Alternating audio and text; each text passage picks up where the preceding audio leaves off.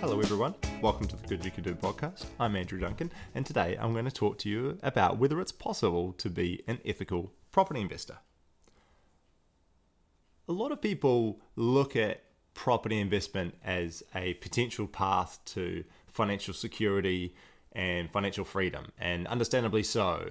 Property prices have, as everybody knows, gone pretty crazy over the last few years, and in the preceding decades before that, they've been a really reliable investment for a lot of New Zealanders. But at the same time, lately we've seen more and more sort of bad press towards the property investment industry, positioned as a pool of people which make it harder for first-time buyers to get on the ladder potentially, or as rents go up and housing in general becomes less affordable, this world gets a little bit murkier and trickier, and it's harder for people to understand whether it's possible to be a property investor and still do it in a way that's good for society. So I coach a lot of people through this process, and one of the first questions a lot of younger people particularly ask is, how do they go about investing in property but doing it in an ethical way? And I first of all, it's so cool that people ask that question, and second of all, I think it is possible, and there are some steps you can take to do it in a good way, and I'm going to share those with you today. Number one, and something I've tried to follow, my whole career, is to focus on buying properties that a first home buyer wouldn't want. I think the issue with property investment comes around when it makes it harder for first-home buyers to buy. I think in any society, we want as many people as possible owning their own homes, because it gives security of tenure to the people. It gives kids and families a safe place to grow up. It gives people consistency with schooling and their communities and neighbours. And just that's got to be a good thing for young families. So when investors attempt to buy, 2 to 3 bedroom standalone properties in a suburban neighborhood, those are the kind of properties that first home buyers are going to be trying to buy as well. And if you are adding yourself to that mix as a property investor, you're adding demand. You're putting another offer in the mix, which by definition just makes it that little bit harder for a first-time buyer to buy that home. They've got to compete with you to buy it. So my first suggestion is just stay out of that game entirely. Focus on properties that first-time buyers aren't going to try and buy. So what does that actually look like in practice? You might decide to buy, rather than a 3-bedroom standalone home, you might look for 2 flats on one title. Maybe it's 2 2-bedroom flats side by side. You might buy, as we have, a block of 3 1-bedroom flats in Wellington. You could buy a home and income type property. You could buy a boarding house type property if you've got a bit more money to spend. These sorts of properties have added benefits as well. So they provide you with multiple streams of income. And what that means is if you've got, say 3 1-bedroom properties on one title, then it's very unlikely that they're all going to be empty at the same time. So that can be really useful as a property manager to help you manage your cash flow.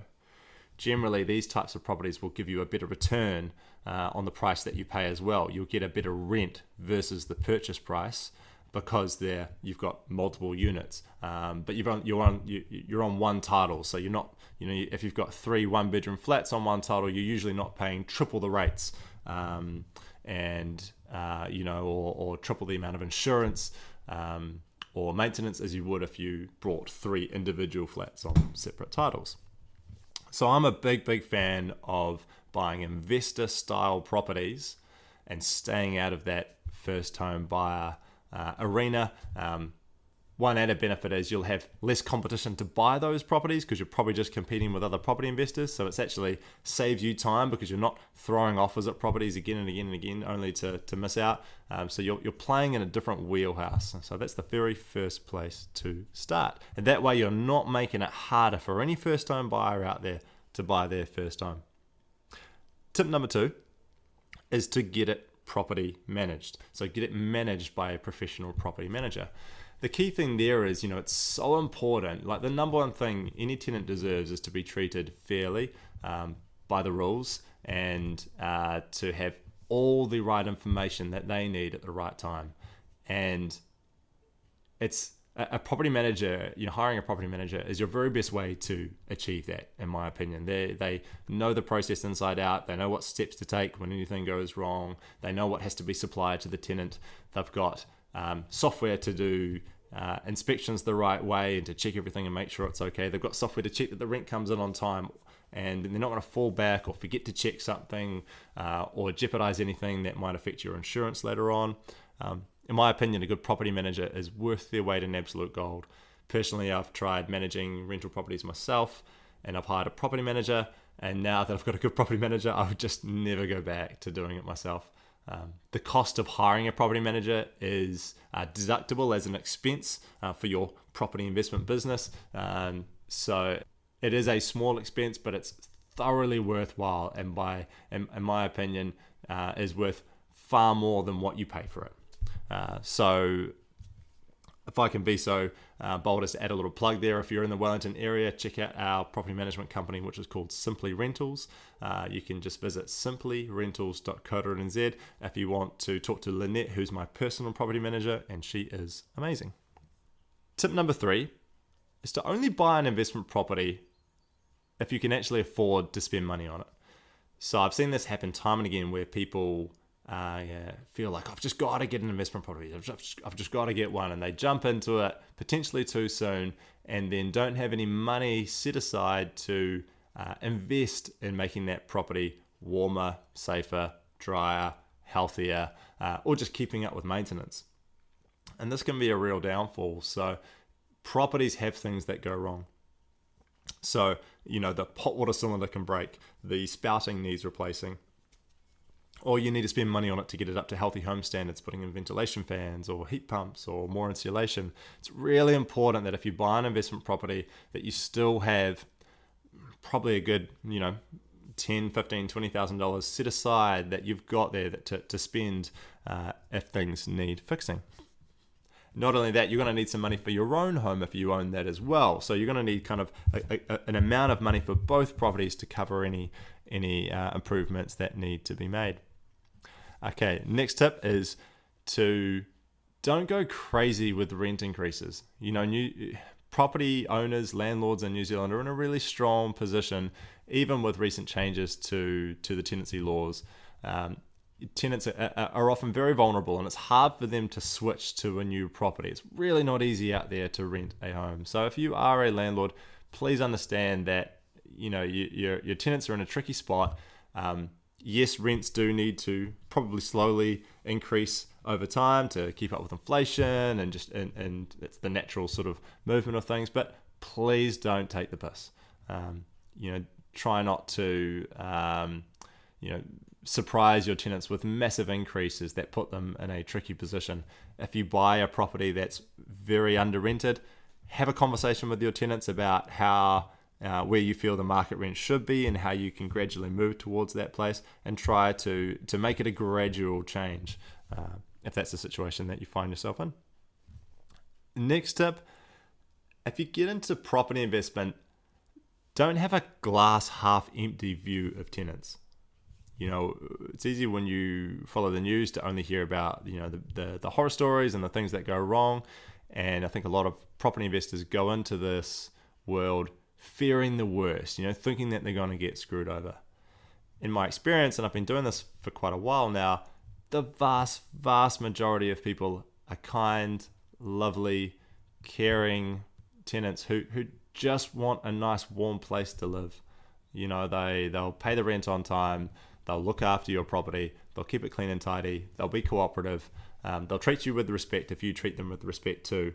If you go into this situation sort of almost scared that you're going to get screwed over, that it's easy to put that vibe across to your tenants and put them on the defensive as well. I think you have to go in expecting the best, with a glass half full approach, and trust in your tenants to do the right thing. And that's where hiring a property manager comes in as well. They are trained to do really thorough background checks and to make sure that you're selecting the right tenant in the first place. So that's where they add massive, massive value. So give your tenants the benefit of the doubt. That's the key tip there. Next up, and a good way to foster a good relationship with your tenants is to respond quickly to any and all maintenance requests. If your tenant gives you a bit of information, like maybe they say, hey, look, your gutters are getting a bit blocked, or this path's getting a bit slippery, please don't look at that as a hassle that, oh, crap, I need to, spend some money and sort this out. That tenant is doing you a favor by telling you that there's something that you need to be thinking about and attending to. You want to respond quickly to those requests, or if it's something that you don't feel needs urgent attention, at least give the tenants an understanding of when you're going to look into that further, or when you're going to review that situation. You might say, hey, look, we're not planning to clean the paths as yet, but in 3 months' time, we'll look at doing that. So there's an expectation there around when you're going to handle those maintenance jobs. The next one is to be real with your tenants. So I see this happen time and again where tenants are scared to tell owners about an issue with a property because they don't want to jeopardize their renting situation. They don't want to be given notice or forced to go somewhere else or be seen to be kind of difficult tenants. You need to create a safe space for your tenants to tell you anything. If there's a bit of a drip in the tap underneath the bathroom vanity, you need to have your tenants feel like it's safe to tell you these things. That they're not going to be in trouble, that you're not going to be upset that they brought this to your attention. Because if you don't find out as soon as possible, this may lead to further damage and issues later on. So you need to be real with your tenants, create a safe space for them to bring things up with you and tell them that feedback isn't going to jeopardize their renting situation. Another one, if you want to be a good landlord, a good property investor, is to be flexible with end dates. So most property managers and landlords will try and tie people into like a 12-month fixed term. And they often try to get these to end at the end of January and the start of February. And this is fine for the landlord and the property and the property manager, because if their tenant leaves at the end of January, everyone else is looking for a property then, so it's easy to find a tenant. But it sucks for the tenant. If everybody leaves their property at the end of January, it's this mad rush to try and rush around and find something else. And that can put people in a tricky position. It's also tricky if something changes for that tenant. Say a family member passes away and they need to move home to a different city, or maybe they get a job offer in the middle of their fixed term and they want to move overseas or move to a different place. Or perhaps they want to buy a home, and if they're in the middle of a fixed term, that makes it really tricky because they might need to settle on the property they're buying in a month's time, but they're still stuck paying the rent on your rental until the end of January next year. Now, most people have provisions for this where you might say, look, you've got this fixed term until January, but you can, if the tenant pays for the advertising and the reletting fees and things, then you can find a new tenant to replace them. But I'd suggest to you the nice thing to do as a landlord is, if you've got a tenant and they've been there for a while and they've been good to you and paid the rent on time, and they want an early release from their fixed term because they're trying to buy a house, just let them have it. Just be nice. Just understand that it's really tricky if you're a tenant and you're trying to juggle these things. Understand that if situations come up where, maybe there's been a bereavement in the family and they want to move home to a different town to go and be with their family, understand that you should just let them out of a fixed term without making it hard on them, without saying, oh no, you've got to pay the rent till I find another tenant. I would say be nice. Let them give you 3 weeks notice or 4 weeks notice and let them go on their way, and you can find another tenant. That's how you can be, in my opinion, a good, ethical property investor. Yes, if you've got them in a fixed term, by rights, you could make them pay rent until you find someone else, and you could probably make them pay advertising costs and other things. But is it the right thing to do? I think probably not. Depending on the situation, but if they've got a good reason for wanting to leave or for breaking that fixed term early, then let them go, or have them on a periodic tenancy in the first place, which gives them flexibility. The last and final thought would be to, actually, I've got two more. Once you have a few investment properties, invest in something else. The reason I say this is I've met quite a few property investors who have amassed really large portfolios where they own, like 20 properties. And in this day and age, once you've got, I don't know, say 3 or 4 or 5 investment properties, your financial freedom is, I would argue, pretty well taken care of. More than that, beyond that, and you're just playing adult Monopoly. You're just stacking up as many as you can because you find it fun. And while that's arguably okay, like good on you for taking care of your, retirement and building family wealth, property is a pretty finite resource. So every property that you own is a property that another young family can't buy and can't get on the ladder with. So I think this idea of kind of stockpiling properties might seem on the face of it not a terrible thing, but to me it kind of, when you think about it, I just think is probably pushing it a bit far. Once you've got 3, 4, 5 properties in total, including your own home, that seems like enough. At that point, you might consider investing, and please understand I'm not a financial advisor, but at that point you could consider investing in companies or startups or index funds or any number of other options that you could look at. And we all know from when we were kids playing Monopolies, playing the game Monopoly with our older brothers, once someone's got all the cards and they're obviously winning the game, it becomes no fun. It's no fun anymore. So if you want to be a good ethical property investor, don't go for a massive portfolio. Spread the love around, let other people get in the game if they can as well.